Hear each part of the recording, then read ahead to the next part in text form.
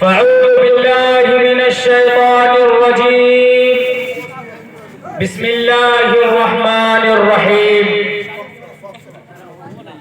خیرکم من تعلم القرآن وعلمہ صدق اللہ العظیم۔ میرے محترم بزرگوں اور دوستوں، میں سب سے پہلے اس خدا وحدہ لا شریک کا شکر گزار ہوں کہ جنہوں نے ہمیں اور آپ کو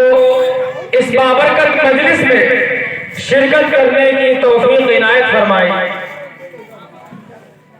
خدا کا شکر ہے دوستو کہ آج اس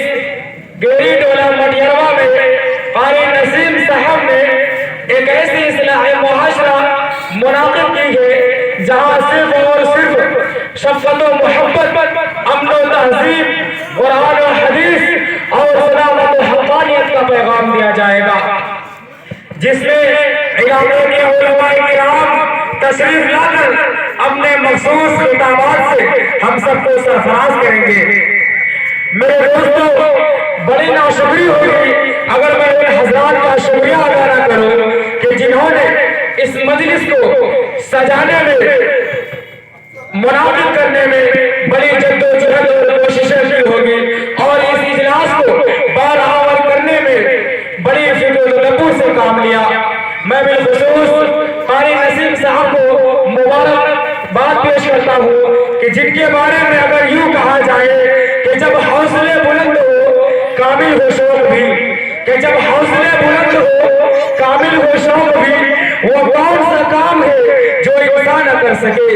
وہ کون سا کام ہے جو انسان نہ کر سکے۔ فتح کرنے کے لیے جنگ ضروری تو نہیں، فتح کرنے کے لیے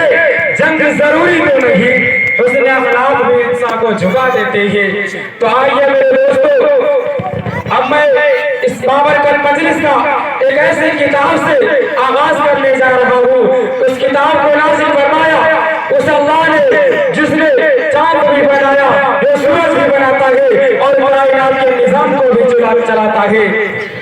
اس کتاب کو نازل فرمایا اس اللہ نے جسے ہم نے جہالت میں پکارا تو ہمارے نامدار سید ابرار احمد مختار سرور کونین محمد عربی صلی اللہ علیہ وسلم کے ساتھ شہادت کی تحفے سے نواز دیا،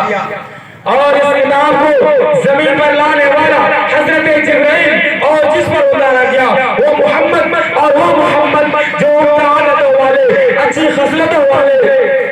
قیامت کے دن کے سردار، اماموں کے امین،